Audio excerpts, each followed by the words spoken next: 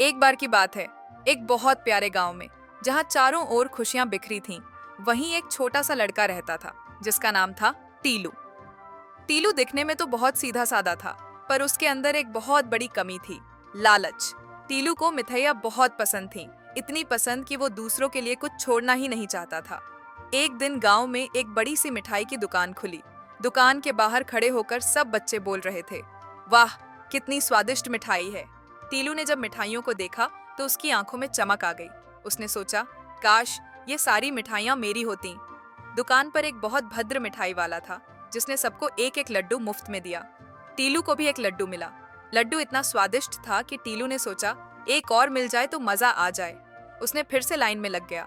मिठाई वाले ने उसे पहचान लिया, पर कुछ कहा नहीं और उसे एक और लड्डू दे दिया। पर टीलू का लालच बढ़ता ही गया। एक लड्डू से दो, दो से तीन। वह बार बार लाइन में लगता रहा। हर बार मिठाई वाला उसे देखकर मुस्कुराता और उसे लड्डू दे देता। टीलू को लगा कि उसने मिठाई वाले को बेवकूफ बना दिया।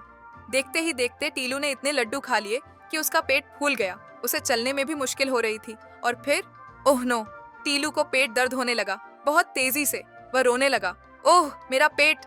मिठाई वाला टीलू के पास आया और प्यार से बोला, देखा टीलू, ज्यादा लालच कभी अच्छा नहीं होता। टीलू को अपनी गलती का एहसास हुआ। उसने सीखा कि जब हमारे पास पर्याप्त हो तो हमें संतुष्ट रहना चाहिए और दूसरों के साथ भी साझा करना चाहिए।